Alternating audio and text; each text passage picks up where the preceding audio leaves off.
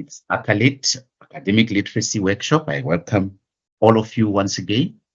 And we are going to conclude this presentation today. One language, many varieties, World Englishes. I commented about that. Which one language are we focusing on? It is indeed English language, manifesting in different ways in different geographical locations or situations or settings. We were able yesterday to look into how English is distinct from one geographical location to the other, that we have standard English and non-standard English, or standard variety and non-standard variety of the English language. And what makes it non-standard depends on the setting or the choices that the speaker or writer makes. We're looking at the differences in the varieties in terms of the phonological features, morphological features, lexical features, and syntactical features, and also look at the meaning or the semantics that are perhaps embedded in the variety that the speaker or writer uses. So we were able to do that together yesterday, but the core message or core idea from the presentation was to ensure that our assignments or our essays or paragraphs or whatever text we are asked to produce is leaning more towards using the academic writing features or the standard English variety features of that, so that it is aligned with requirements of writing at university level. One language, many varieties. Objectives are still the same. Just to recap on what we did, we said we should be able to explain the differences between standard and non-standard varieties, right? And I would like to believe at this stage, we know, or at least can explain the differences between the two, standard and non-standard varieties, in terms of the word or vocabulary used in the standard compared to non-standard varieties, and also pronunciation of words, also the structures that perhaps are used in standard and non-standard varieties. There are distinct features that actually that are associated to either the standard or non-standard varieties of the English language. So we need to be able to identify those distinct features. What makes it standard? What makes it non-standard? And make the choice, informed choice, as to which aspects of language do we include in our own text as we write the tasks that we are asked to. Distinguish between different varieties of English that occur in different parts of the world and in South Africa. Identify phonological, morphological, lexical, syntactical differences in standard and non-standard varieties. Spoke about phonological, pronunciation, morphological, formation of words, where we gave an example of speakers of the non-standard variety in South Africa, Black South African English, where the word, the word equipment is used as equipments in writing, because the assumption there is the morpheme as for plural should be used to signify the plurality of the equipment that perhaps a worker is using. Yet we do not have the plural as at the end of the word equipment in the British Standard and also the South African Standard. So we spoke about that. Vocabulary as well, where words such as proposing love are used, and they are used in um, a manner that is inappropriate, and we cannot therefore be using those in our formal writing or standard um, English variety. Right, we are careful about that. Structure as well is what we looked into in our analysis, in our slides, and also we were able to look at the differences between standard and non-standard varieties. Right, and now I want us to define register according to functional domain. I want us to do that. Bullet number 4, define register according to functional domain. I also want us to analyze varieties according to social relationships. In other words, communities of practice, such as gender, culture, professionalism, age. Social networks have ways of communicating among themselves, and a group of cyclists, and I know I've seen pictures of Tony doing his cycling races, and I know the vocabulary that they use in the cycling community is specific to that category of sports, right? And so we know that there would be words that are commonly used in the language of riders, the motorcyclists who work as a group, who are in social network, and they may even give themselves a name as riders, but to be initiated into that social network or group or community of practice, you perhaps need to know the language, vocabulary that is commonly used within that group or within that organization or network of people with a common or with a common interest. There's a way of speaking that they use. There's a way of communicating messages between each other that is unique to that social network. So we look at those kind of varieties that are social network based, right? So explain the differences between slang, jargon, and register. We'll start with register to get into it. What is it? And how does it manifest in different domains or in different settings? Identify the features that distinguish spoken from written variety. Again, I said when we write academic text, we want to be careful that we are always guarding against our spoken language influencing the way we write, because there is always that tendency that we see in students' writings where they write as they speak. So we want to be alert to that and avoid falling into those kind of gaps. Right. We ended here, students, yesterday, where we're looking at the Black South African English variety, where these structures are used, yet they should be avoided because they are consisting in them of non-standard features which should not be applied to academic writing or assignments or essays that students will be expected to write.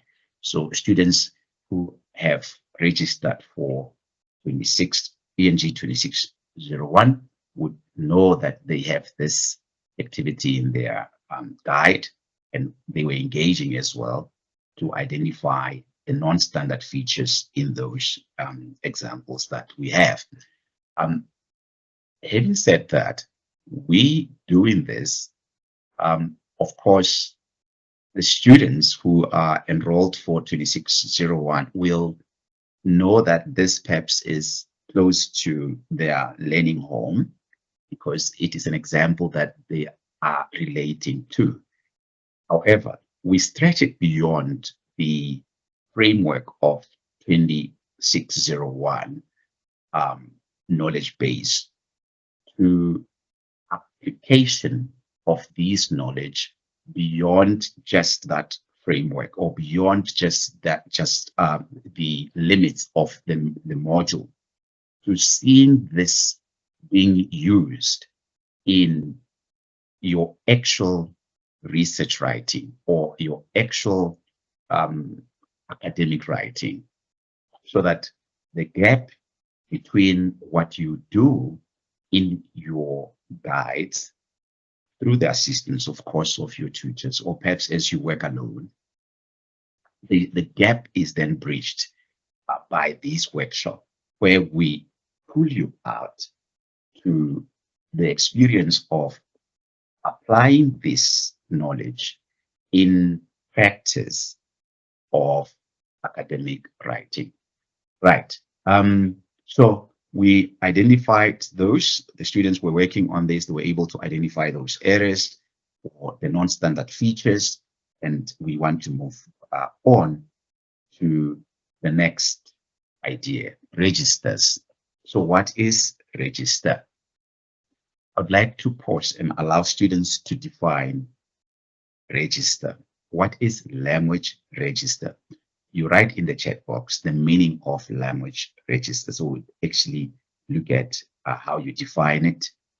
Please use your own words and don't be sidetracked by the definition you see on the screen. In fact, let me move away from that definition and allow you to really think about it based on what you have learned in the past, what you have heard about register, whatever you know about it, write it down. Let us see how you define or understand language register or register. Let's look at the first one given by Sakai. Sakai, I hope I'm pronouncing your name correctly. Register is the type of professional or casual language you write, as it depends on who you are writing to. Right. Godfrey says, it's the use of language in a context that may be either formal or informal, depending on the use of conversation amongst people. Okay, Godfrey. Register refers to the level of formality of speech or writing. Register. It refers to formal piece of writing. Refers to formal language when writing or speaking. Way a speaker uses language in different circumstances, right? Variety of language that is used in a specific context or situation. Thank you to the students who have made this contribution, much appreciated. Yes, the use of language in context. It could be a formal context or an informal context, but the words or the sentences that the speaker or writer uses are influenced by that context. How a child communicates with their mom or dad at home will be different to how they will with their teacher at school. They will either address their teacher as sir or ma'am, but at home they would address their mom, of course, as mom or dad, much more casually than they would at school. So you would see that their language choice is informed by the context of language use. Their choices are influenced by that context. So the register that they would opt for is situation dependent. Right. So your definitions are appropriate. So we want to also be careful that we do not narrow register to just formal language, because register could still be manifested informally, depending on the context of language use. Right. Register refers to language use according to different situations. I'm reading there the definition. According to different situations and according to context, different contexts or domains. Okay. So your definitions are, in fact, supported by this definition that I have on the slide. For example, a patient and a doctor would use a different register to the one used by a judge and the accused, right? The register in an internet technology class will be different from the register in a doctor's room or in a courtroom. So you see the varieties there of the same language will, of course, manifest differently depending on their situation or context or domain of use. All right. So we move then to the next slide. It's an activity. Everyone has occasion to write social or business letters. Now, I have Mtembeni here who chooses to use one register over the other. And we want to know, or at least establish, the context that influences Mtembeni to use the register in the manner that he has. Okay, so let's get to the activity itself. Here I have text 1 is Mtembeni's letter to the minister or to a minister. Now, read this letter, text 1, carefully and identify the linguistic features that Mtembeni uses, or study or examine the register that Mtembeni uses, which defines this letter as a letter different from the second letter that he writes, which is text 2. So let's start. I'm going back to text 1. Let's start with text 1. Study this short text, the letter by Mtembeni. Study the linguistic features that Mtembeni is using in the text, and then draw a conclusion on the type of register that Mtembeni has chosen to use and why he has chosen to use that register. First, what are the linguistic features that he has used, which then leads to identifying the register that Mtembeni has used in the letter. Of course, there must be evidence that support the register that you have actually indicated to be used by Mtembeni in the letter.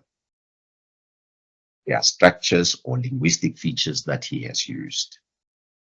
You can comment on tone as well of the letter, etc. Depends on what features you see in the text. And then having done so, we then move to the next text. If you say it is a formal register or informal register, you should provide evidence from the text, because when you write your assignment, a paragraph or an essay, you will still be expected to make linguistic choices or linguistic choices which will make your essay to be fit for the purpose of writing at university. Okay, so there should be that conscious decision that you make about the linguistic choices that you make in writing your assignments. And I want to just get to that point by allowing you to analyze this short letter by Mtembeni. Fine, let's look at what students are saying. Is the first letter is professional register. It must start with the reason for the letter and be short and to the point, as it must be wary, as it must not weary, okay, yes, the reader to read a long letter and try to decipher what is requested. Okay, so it's short to the point. That is what Jacqueline says. Naledi Mashego, this is a formal writing, standard English. There are longer words and there are no contractions and no slang words that are used or rather were used. Okay, thank you for that. And Tegula says this letter generally has several linguistic features. The language used is typically more formal and precise, avoiding slang and colloquialism. I like this. Therefore, the tone is typically polite and professional, and the letter is organized in a logical way with clear beginning, middle, and end. And I've also realized the vocabulary is formal, is also more specialized, precise than in the other type of writing. Okay. And Godfrey letter register used is formal, supported by the use of contractions, rather supported by the use of no contractions. Formal tone is very polite and like a request as a sign of respect. Letter 2 is obviously using contractions and slang and use of words such as booze, and it is friendly, casual in tone. Excellent. 100%. 100%. So we have it. The register used in text 1 is formal with polite tone. There are no contracted words and slang. Wonderful. I like what I'm actually reading here. Students are quite aware of what should go into academic writing. What should go into academic writing? I mean, avoiding slang, avoid use of contractions, avoid colloquialism or conversational language, colloquialism or conversational everyday language when you do academic writing. Wonderful stuff that you are actually bringing in into the discussion. Right, let's then revert to the presentation. The next letter, of course, you saw this one, is by Mtembeni writing to his uncle. Dear Uncle Joe, I just wanted to let you know that tomorrow I'm coming to your house. Watch the cricket game. I'll be there around 2 p.m. I will come with the boys. They haven't seen you in ages. Ellipses. Don't worry about it. I will bring some meat to bribe and some booze. Cheers. Honorable Minister Chauke, I'm writing to inform you that the Zondo Commission investigating state capture has not concluded its work. I request that the police commissioner be allowed to attend the hearings. Yours sincerely, Mtembeni Masilela, Chief Operating Officer, Presidency, or rather the Presidency.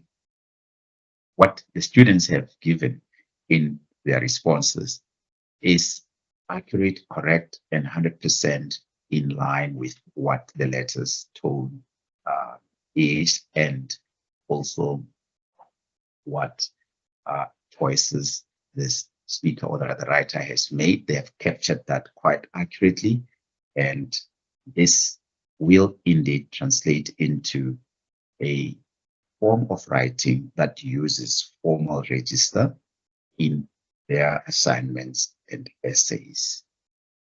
When they reference um, um, information that they have perhaps gathered in research, they will do it correctly, understanding that the standard variety has to be applied in essay writing, unless the examiner has actually strictly indicated that they should use a different language choice. Right. The next focal point is on this. Consider the following communication from a student to a lecturer. I think this, in fact, the previous activity came from 1502, ENG 1502, and this one from 2601, ENG. Consider the following communication from a student to a lecturer via email. Would you regard the language used as appropriate for the context, audience, and purpose? Give reasons for your answer. Let's engage with this. This student wrote an email, and you do write emails to the lecturers. When you write emails, are you mindful of the register that you use? And you are making informed decision about the choices that you make. Or you're not sure, you just say, okay, I'm writing the email to send to my lecturer to inquire on 1, 2, 3 aspects. I'm going to use language as it comes to my head. Doesn't matter what language I'm using, as long as I have gotten my message across to the lecturer. But here is an activity that would actually help us reflect on our own practices as students writing to our lecturers. Work on it. Would you regard the language used as appropriate for the context? You are the student writing to your lecturer. Look closely at the choices that the student Tandy is making. Also look at the punctuation. Look at different aspects that the student has actually used, and then comment on the appropriateness of Tandy's choices in the context of the email sent to a lecturer. Take into consideration the audience here is the lecturer, and also take into consideration the purpose of the email by Tandy, and give reasons for your answer. Would you regard the language as appropriate for context, for audience, and for purpose? Let's get to feedback. The student has written, and I want to read that out loud so that the content is on the student's fingertips, and we are able to engage with the comments that they write in the chat box appropriately. So it says here, would you regard the language used as appropriate for the context, the audience, and purpose, and give a reason for your answer? Hey, Doc, I'm still waiting for my books for this course. I haven't got the bucks to buy them right now. How can I be able to do my assignments if I haven't got the books? I'm stressing big time. It would really be cool if you could give me more time. Please. Thanks, Tandy. What are the students' responses? Okay, the letter, Tsekiso Mamba writes, the letter is informal. It consists of a lot of slangs. For example, it is not appropriate to use for when addressing professionals such as doctors or lecturers. Okay, that's one example that Tsekiso notes. The language used, this is Solo. Language used is not appropriate for context, audience, and purpose for communicating with a lecturer. It lacks formality, proper grammar, and respectful tone. The use of informal language like, hey, doc, please, thanks, is not suitable for communication with a lecturer. Additionally, the request for more time on assignments should be conveyed with more professionalism and clarity. Great. Jacqueline writes, not appropriate, should address the lecturer with respect as dear Dr. So-and-so. Also, should not use numerics like should write the 4 as 4, the word box, cool, casual words. This should be professional. Email, please, should be please, thanks, should be thank you, and with kind regards, not thanks. Okay, and the next one, okay, they're not hearing anything, they've just joined. Spogazi writes, this is informal writing. There's less use of grammar, and there's less use of grammar. There's a lot of slang used. There's also incorrect spelling. There's writing. This is inappropriate writing for context of communicating with a lecturer. Okay, this is not an appropriate language for a student to use to address his or consent to a lecture. Danny uses too much slang, contracted words, and to address an important matter which should have been written in standard English. The lecturer might not take this as serious because it's more of a friendly letter than rather than a formal letter. Okay, Matebula writes, this message is not professional. There are certain language aspects that should have been used. It's more important to use formal tone, avoiding slang or casual language.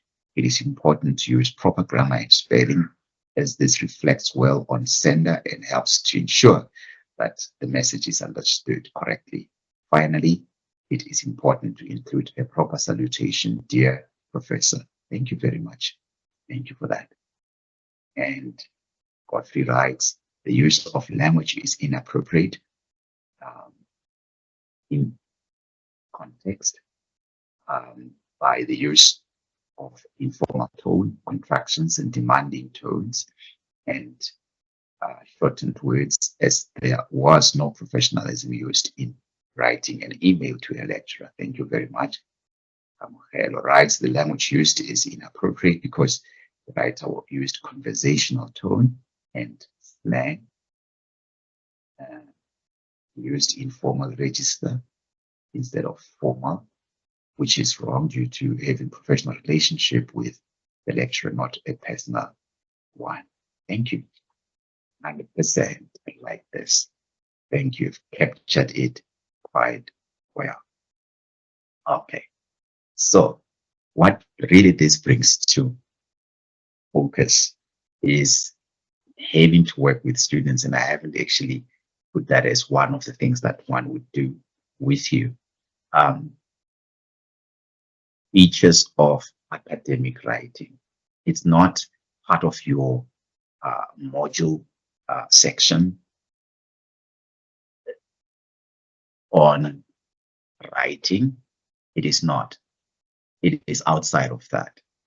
But I feel like there's a need at some stage where one presents strictly workshop on features of academic writing, so that all this submissions culminate into application in the actual writing of a research project, although not necessarily writing out the project itself, but work on those aspects of in-text referencing, many other different aspects that perhaps would get all these submissions into that, so that that becomes the climax of our presentation. So I'm thinking about that, and I'm thinking about it out loud and sharing it already with you. But I like what I'm triggered by what you are writing, your submissions in the chat box. They're very fascinating and very much appropriate. and I am encouraged, in fact. Right. Moving forward, this is a different subtopic. Remember, we were focused strictly on register. What register do you use? Communicating with the lecturer. What register do you use? Communicating with the minister. What register do you opt for? Communicating with your uncle, friend, etc. So we're able to get to that. We're able to analyze, to critique, and see the gaps in these choices that the writers have made. Well done. We then move to another area of focus on standard and non-standard varieties. I want us to look at social relationships and social practices. What do you mean by social relationships and social practices?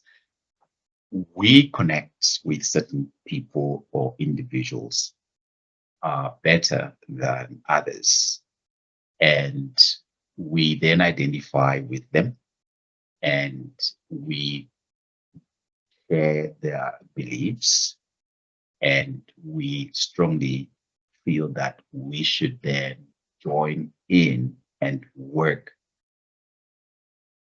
with them as perhaps an organized body, which is driven by a shared or by shared goals, right? And within that structure that I have joined as a result of a relationship, social relationship that I identify with, which connects me to that body. Within now this body, there are certain ways of thinking, certain ways of speaking, certain ways of doing, which we then describe as social practices unique to that body or unique to that network. Hope I captured it. Fine, let me complicate it further in order to simplify it later. What I mean by this is this, that this social relationship or social network or social group which I have joined has social practices that make it distinct from other social networks. Okay. I joined this social club because I share the belief systems of this social network or club. And within this network, the membership has a way of speaking, of thinking, of doing, of acting, which is unique to that social club. In other words, their languaging is unique or uniquely defining that or identifying that organization, that network, as a network consisting of the membership that share a value system or belief system that connects them. Right. Now, let us then examine the language practices of that group, which an outsider may not be able to quite readily understand. In other words, the variety that the group uses is uniquely identifying the group's standards, the group's standpoints, the group's belief system, the group's way of doing, the group's way of behaving, way of acting, etc., which may not be the same in other formations. So it thus necessitates the careful study of the variety used by that group, used by that social network, to examine closely their way of speaking, their way of doing, their way of behaving, or in short, their social practices. Because there is a variety that they actually use in there, and which actually defines them, what makes them stand out as a group. And it might not be accessible to outsiders or people who are not part of the group. I made an example. One engages in cycling, the other who joins a soccer club. Someone else might join other formations in society. You will find that the way of doing, of thinking, of behaving, of acting within that club, within that organization, their social practices are uniquely characterizing them as that organization, different from others. That warrants a careful then study of the variety that they actually use. Now, I want us to see here that social relationships or social networks have a variety that defines them as that group or as that structure of drawn together by beliefs or value system that are shared. Right. I write here social networks. Membership in such social networks imply that members share the norms, behavior, and interests. Their behavior include use of language, words, jargon, and register. All of these put together define them as a group different from others or network different from others. But now let's look at the gay community and the social practices in terms of the language used in gay community. And this language use in gay community may not be accessible to a person or individuals outside this community. In fact, if you look at the information that I include in this slide, you will see there in the red background, the gay language is not meant to be understood by people outside the group or non-gays. So such examples given here would include camp. What camp means to a person outside that community of practice is different to the meaning understood within that social network. There are different social networks besides the gay community as a social network with its social practices. There are community of practice or social networks such as riders, the riders who would go to hospitals carrying gifts for little children on Sundays. You will see them riding on our roads as a group, and they are on a common mission to get to a destination and do what they had planned to do together as a collective. They have a common interest, they have a common way of doing things, which may not then be accessible to a person outside of that group. They have a way of speaking inaccessible to a person outside that grouping. So it then becomes necessary to study the language use of that community of practice.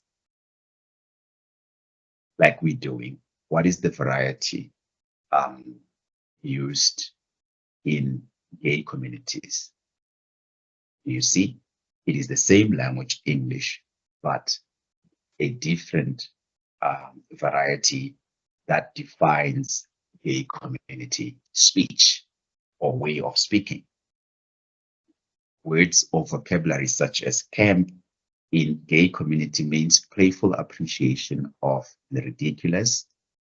Words such as come out would mean, or rather phrases such as come out means political act of disclosure of sexuality meant as a strategy to fight for rights. Closet means relating to the concealing of one's homosexuality from public knowledge. This is the vocabulary which to the gay community mean what, or the meaning that is given. But outside the gay community, the words mean something different. Right? Going public, straight means non-gay. Lom, come together. Passing, hiding identity, and living heterosexual lifestyle is passing. Right? So this is a community of practice that uses a language that defines the community itself, or variety that defines the community itself. So it's important then to know that communities of practices or social relationships have language practices that define them as a network. And this language practice is unique to that network, or unique to that group, unique to that club. And understanding that variety from that point of view, therefore, becomes very, very important to note the relationship between language and communities of practice. Right. The next slide here, it's an activity slide. Again, keep social networks and social practices in mind, or social networks and the language variety associated with that social network. As we approach this activity, find one example of a community or social network which, in your view, has their lingo that marks them as belonging to the group you have chosen. Okay. Now, 1502 students would find this very relatable. Then let me also ask this question. How does this activity help you when you write your research project? You're writing your research project. How does it help you? It does help because you then understand that there is one language and many varieties of that one language. It depends on the situation or context or domain. And I understand this language based on this perhaps based on this knowledge of practice. That is situation or context or domain. And I also want to say that if I understand the manifestation of a variety from these different angles, when I study in preparation for a task, I'm already equipped with perhaps the tools which helps me to unlock that text. Because what is in my thinking as I work through that text is questions of one language and many varieties. And I'm associating this variety to either a group or to either a domain or a field or a setting or a geographical location. I'm already having those in my thinking processes, which helps as tools in unpacking the text that I'm working with, helping me identify perhaps ideas which I might use to enhance my research project. Now, I want you to then think about a community of practice or social network. It could be any that comes to your mind, but also narrow the thinking to the language variety commonly used by or in that network of people with shared norms, shared goals, shared practices that marks them as belonging to that group which you have chosen. All right. Church language. I have here Jacqueline writes church language. Brothers and sisters. Good. Brother Paul is visiting this Sunday. We're going to have lunch together. That sounds very familiar. Brothers and sisters are fellow members in the church, spiritual family. Saved, born again is someone who has given their heart to Jesus and is on their way to heaven. Good.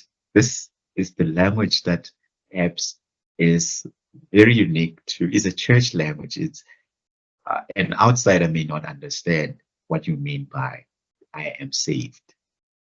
You know, they might think you were getting into a trouble, the police officer pulled by the side and rescued you. So they might understand it in that way. But then you do understand as a member of that social network, which is a religious community. Thank you. We're getting it. And is someone who has given their heart to Jesus and is on their way to heaven. Lost refers to someone who is not following Jesus or God and does not know which way to go. And look at this responses from Naledi and Tangi, where they just share their feelings about the text that you have actually shared with us, Jacqueline. I also love it. I love it so much. It's very appropriate and it is indeed correct. The language used there is language that defines that group, that social network or community of practice. I don't know, there's the student with the student number 1822165 doesn't understand what is actually happening. But I hope that as I read the feedback, the student then will be brought on board to understand exactly what we are doing.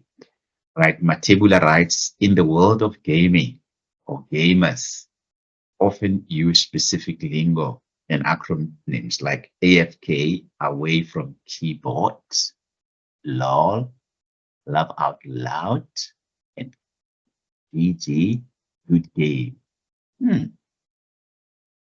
And it is uniquely a gaming language. An outsider will not understand this. You need to be a member and affiliate.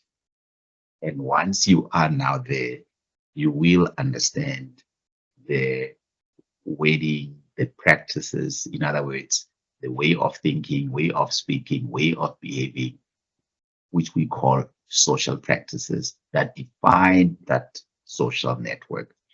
Like I will understand what GG is, what LOL is in the context of the gaming world, what AFK is, etc. But as an outsider rather, this is closed to me. In the fashion world, thank you, sharing this one as well with us, Matebula. In the fashion world, models, stylists, designers often use own language like drapey, describing a style of clothing that is loose and flowing, good, and power clashing, the practice of mixing patterns and colors in an eye-catching way. This is beautiful. Thank you. Thank you for sharing the vocabulary that is used in the fashion world. Difficult for a person who is not linked to that world to understand the use of language in that or by that group. Right. Rebecca writes, circle of friends can use a non-verbal language when they talk about someone by using eye contact and other body language. That sounds interesting dimension. Let me comment on this circle of friends as a social practice, rather as a community of practice. They use body language and which is known to them, and the outsider who has joined in for that day may not know what is actually happening.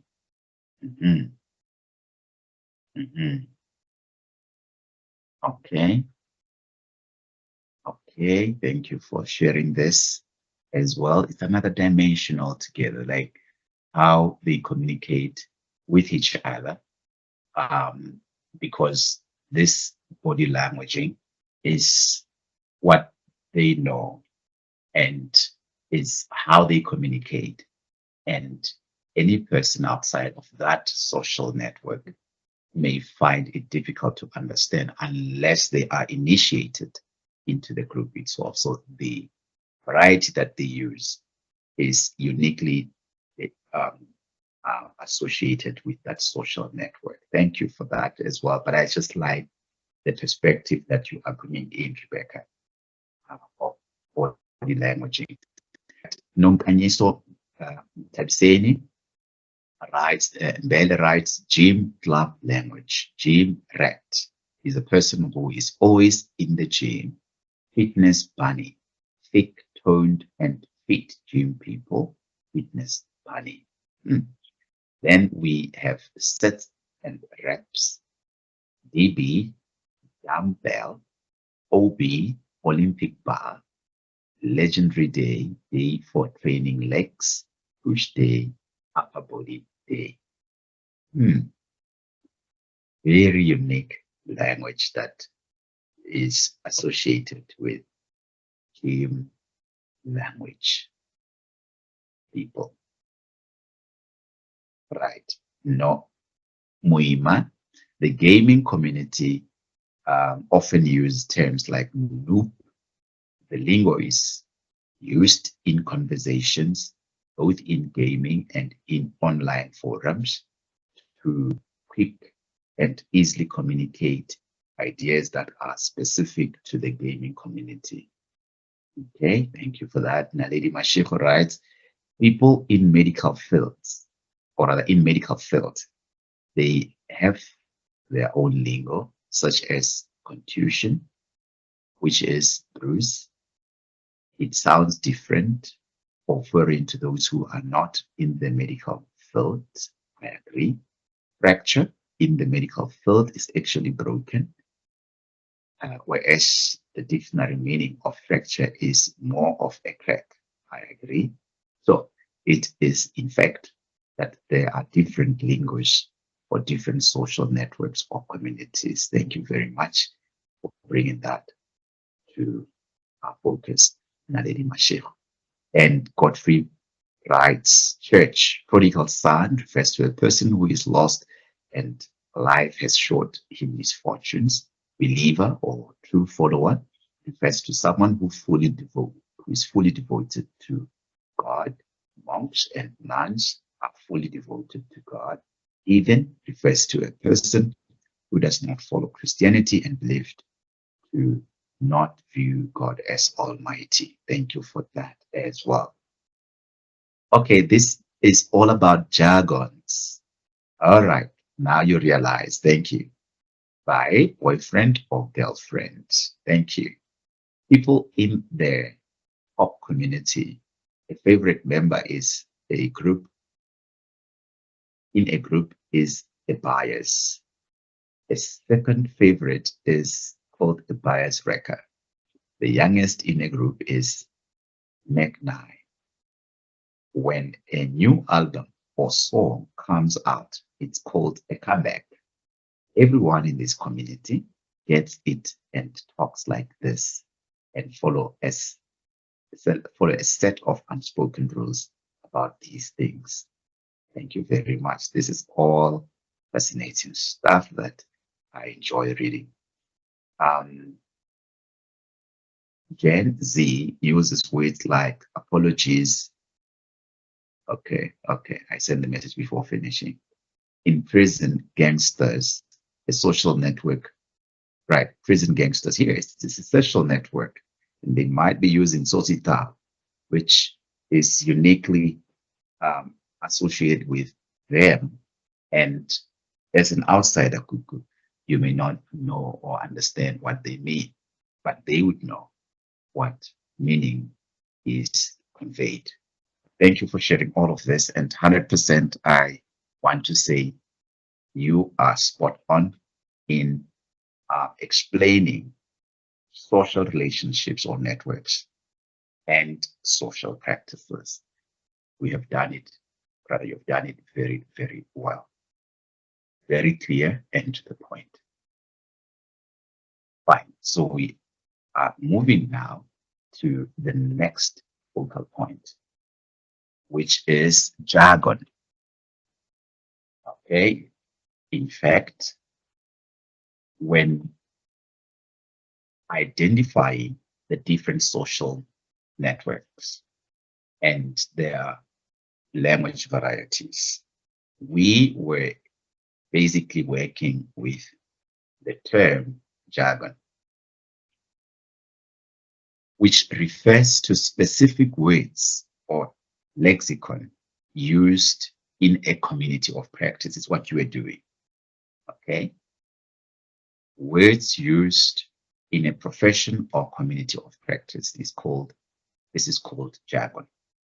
Texts from different disciplines and occupations use English which contains specialized vocabulary and language structures. I think you agree with that.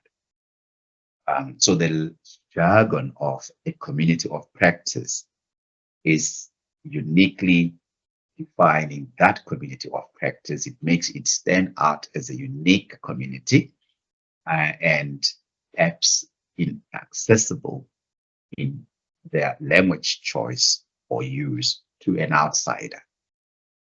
Right. People with little or no experience in the field would find it difficult to follow the speakers or the speakers or the members of that community, or even the text that uses that jargon, because you are outside that. One example, medical text. If I'm not a member of that community of practice, I may struggle with the specialized vocabulary and language structures that are used in a medical text, or the jargon of a medical text. I may struggle to penetrate and understand. But a person who is within that community of practice is perhaps it is a language, or rather a variety, which is accessible to them because it's what they are familiar with from using that time and again in their interactions with members within that community. The writers assume that their audience have the relevant background knowledge when they produce these texts. They assume that the readers have, or the audience has, background knowledge and vocabulary and a certain kind of education to understand them. Okay, so when you take a script from a doctor, perhaps what is written there may be very inaccessible to you, but the person at the what do you call this place where we collect medication, pharmacy, will understand that language because it is still within the same circle or community of practice. So jargon is specific words in a profession or community of practice.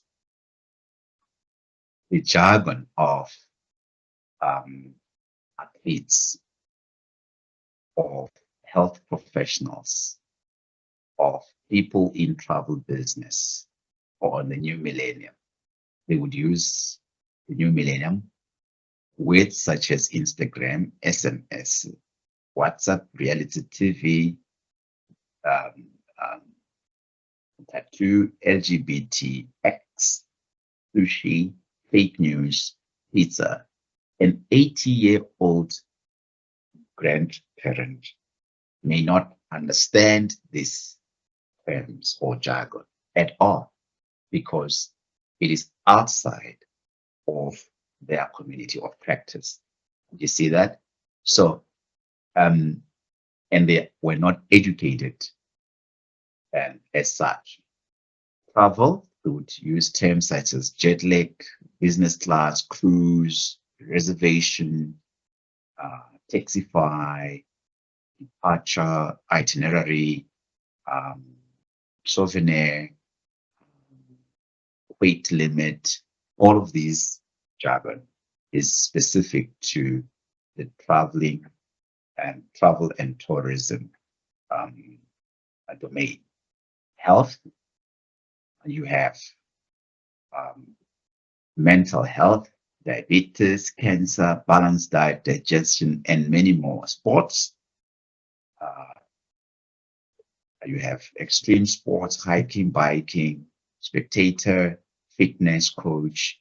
All of this is associated with the community of practice of sports people. Okay, now here's an activity. It's a very challenging one. I took this from the ENG2601 guide, and I want us to engage with it. And I think we can do it successfully, given what I have already observed.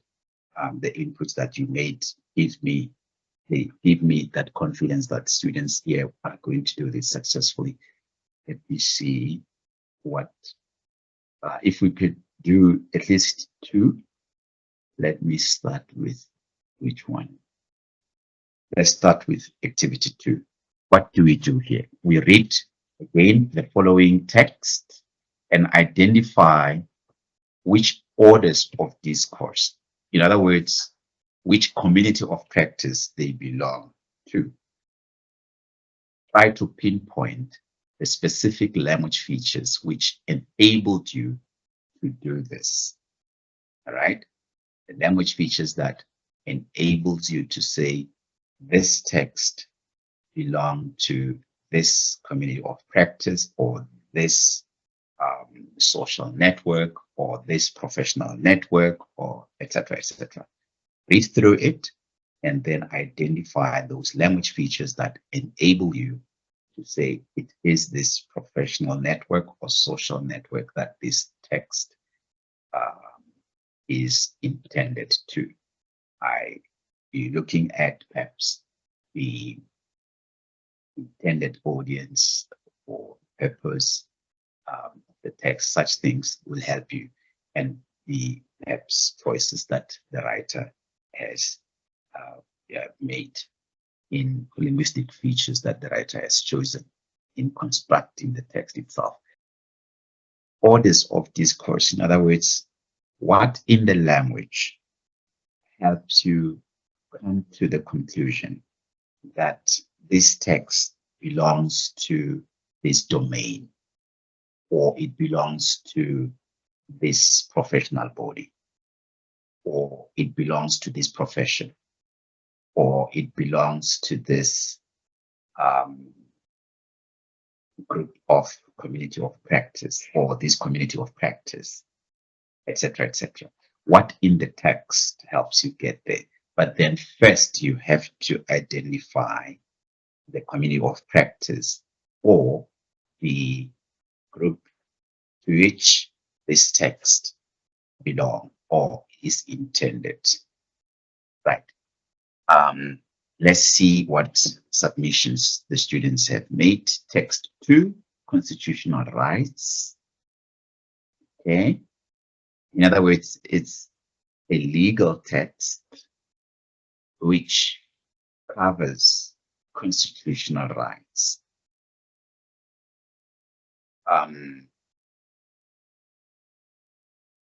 So you would often find such information in legal documents, and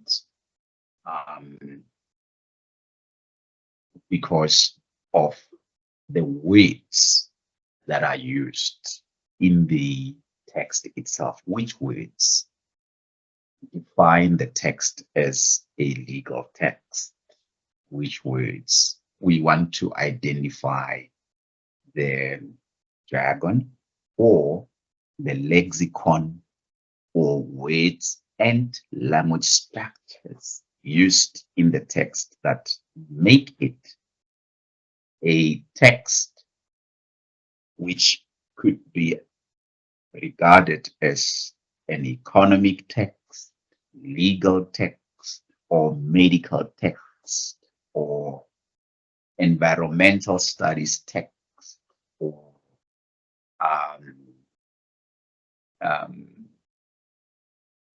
mechanical engineering text, or civil engineering text. There should be something in the text itself which helps us reach that conclusion. So we have the input by Jacqueline that it is a text that deals with constitutional rights, which then makes it a legal text to be found or predominantly be associated with people who are working in the legal field of fraternity, lawyers, etc., would be more perhaps familiar with the structures and terminology used or jargon of the text. Hope that makes sense to the students. The text is referring to the working community. Okay, this is Naledi Mashego. It refers to the working community. People who are working. Workplace is a location where one works at. This text is addressing the rights of the workers in the workplace. Here I'm going to read the text aloud. Text B, Godfrey, constitutional rights under Employment Equity Act, because it promotes fair treatment and equality in the workplace. Right, the text uses formal language, typically a legal document, such as amended code or amended prohibited grounds, sexual conduct and impact. Thank you, Tembisile. It belongs to the legal order of discourse. WIMA, thanks for that. Is the identification as a legal discourse that include the use of legal terminology such as emerged code, violation of rights, nature and extent, and the structured format of presenting factors to consider. Thank you very much. Labor text indicated by employee, that is Lynette. Labor relations text that is Lynette. This passage, Matabula writes, belongs to the order of discourse known as legalese. The features that make it clear that it is from the legal discourse community are the use of specific legal terminology, such as amended code. Thank you very much, Matabula. And or violate the right, yes. Use of technical terms such as sexual conduct. I like that. Technical terms such as sexual conduct and sexual nature. And the use of formal, precise language that is specific to the legal field. Thank you for that. And the reference to the specific code or regulation 2005 amended code. These features make it clear that the passage is from the legal community, for the legal discourse community, legal language community, discourse language put simply. Thank you very much. The inputs are powerful and they are indeed address fully what the question expected the respondent to do. And thank you for that. You're able to analyze the text successfully based on drawing on your inputs or your analysis. And in writing, then it means you are enabled through this analysis to make educated choices as to how you should write in addressing a particular topic. For instance, if it's a topic that is related to a particular community of practice or a particular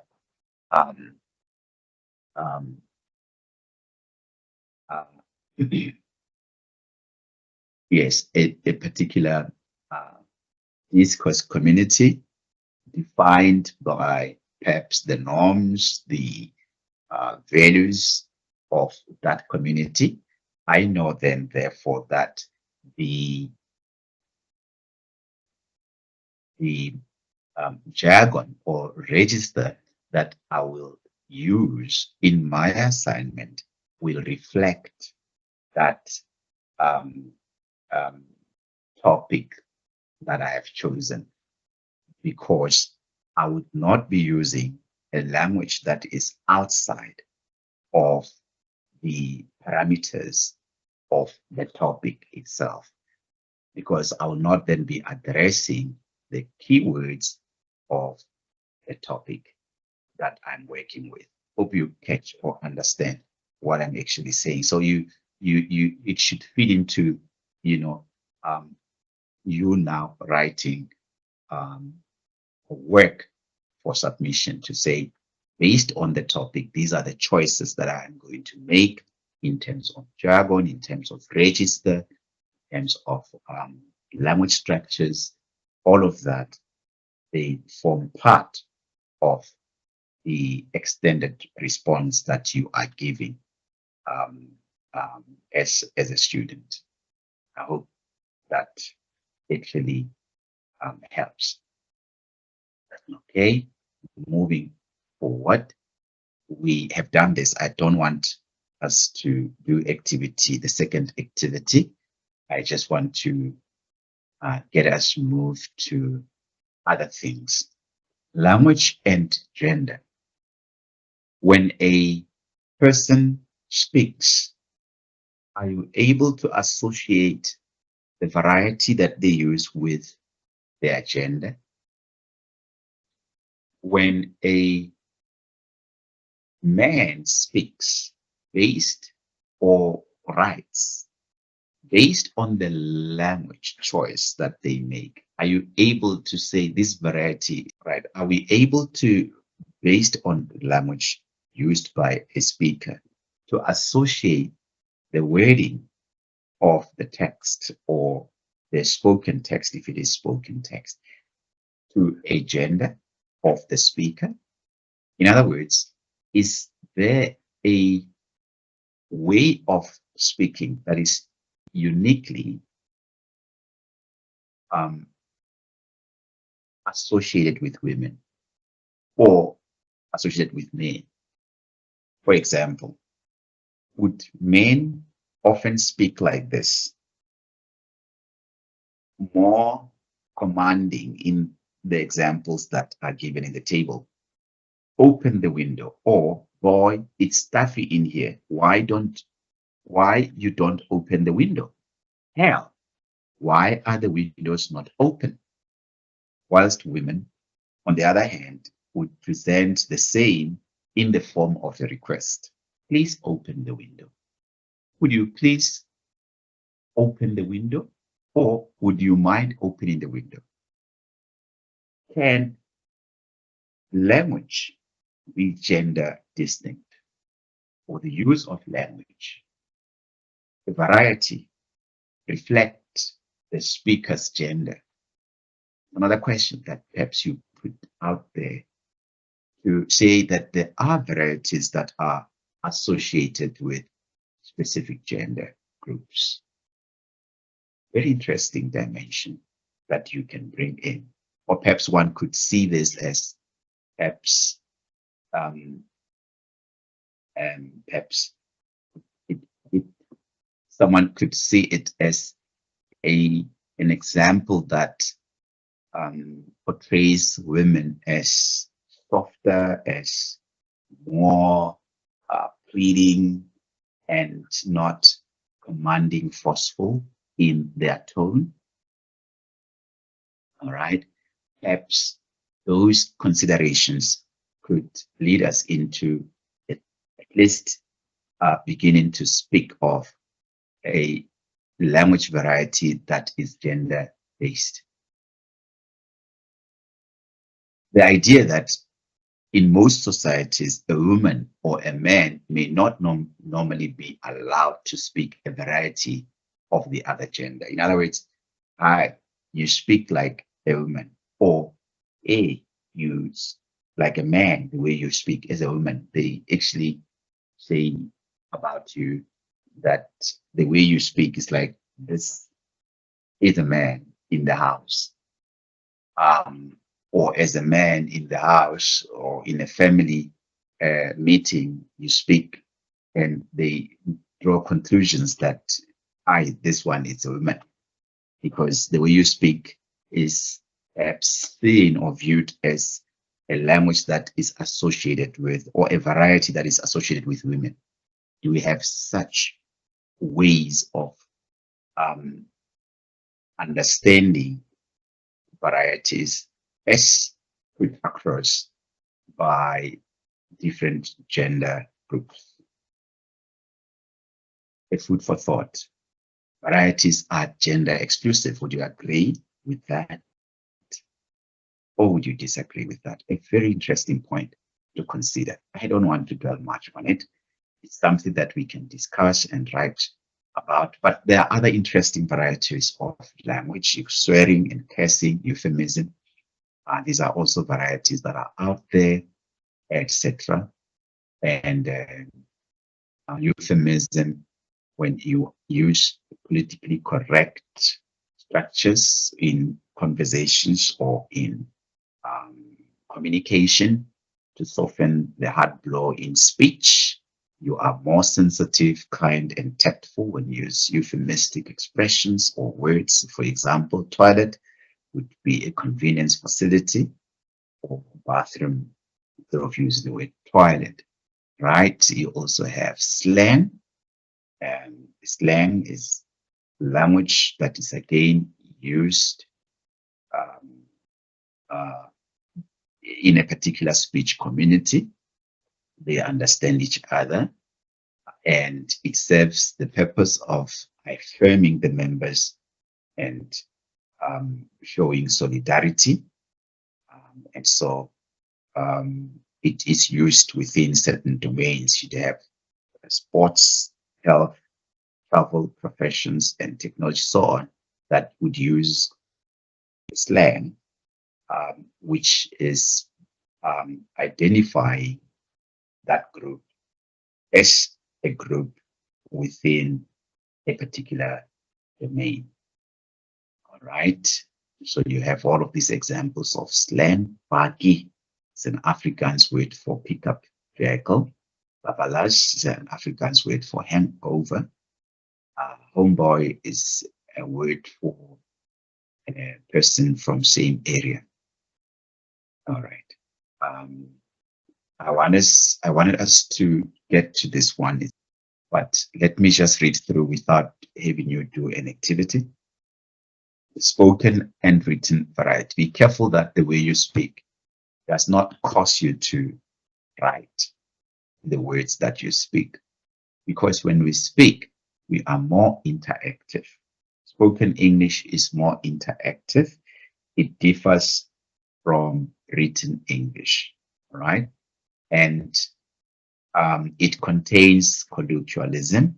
Kids would be used in the place of children. That is colloquial and everyday language. Now, colloquial language is everyday conversational language. We say kids in our everyday conversation, very casual, rather than children. And we a spoken language or English uses contractions. So you do not want your formal academic writing to be defined by colloquialism or by these features of spoken language. So be aware that they do not find a way into your formal writing. These different items that we have on the slide: colloquialism, contractions, incomplete sentences, tag questions, borrowing from other languages, non-fluency. We also using repetition in spoken language. And in spoken language, these things are fine. We accept them because we engage in this communication, which in a manner that is not planned and spontaneous. But if it is academic writing or formal speech, then we use full sentences. No, we avoid slang, and we use standard English variety or standard English structures, standard English vocabulary, etc. And the words that we use are polysyllabic, in other words, more than one syllable in a word. There are longer words, and we use more complex sentences, compound complex sentences, not just simple sentences when we do academic writing. Okay, so be aware of that. This is one of the most important slides to present. So it is an activity. I won't allow us to do this activity, but do take a picture of this activity and work on it alone at home.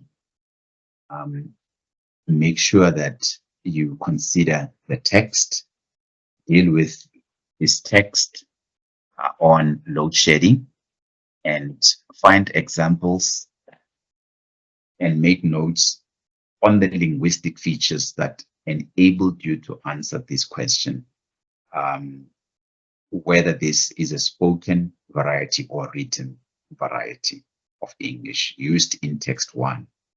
And you need to identify the features of the text that make or influence you to the conclusion that it is spoken or written variety. Okay? When you look at it, you need to know what are the features of spoken language or spoken English or spoken variety. It uses colloquialism, it uses contraction, it uses informal structures, it uses short sentences instead of polysyllabic words, it uses short words as well. Look at those and comment on the text itself on that basis. And also the other text is, the next one is text 2. Take a picture of this one, and likewise, you do the activity. It will be a very helpful activity to do. I want to just go back to the previous slides, and it starts here, the activity. You have to know what spoken English or spoken variety is, and the written variety is, and what language features characterize the two. And having done that, then you analyze the text as to whether it has features of spoken or written variety. That is text 1. And you do the same to text 2. And having done so, you should then be able at this stage to say, when I write academic essays or when I do academic writing, I do not want to include in my writing spoken varieties or the spoken variety, because it will not be in tune with the requirement of the written variety. It will be out of tune with it, and therefore it should be voided. Right. Conclusion. In this workshop, you have been made aware of, one, the different varieties of English and how they are used depending on the context, situation, and domains in which communication occurs. Two, you were exposed to different examples of lexicon used in different professions, communities of practice. That is, you have been exposed to the jargon. Three, you were also exposed to the differences between standard and non-standard English varieties. I believe you will agree with the conclusion. And lastly, I would like to thank you. Our time is up. Thank you for making time to join in. We will have our next workshop. Check the dates, and we will be dealing with a different topic there. I thank you once again for making time to be part of the presentation. I'm hoping that these presentations are helpful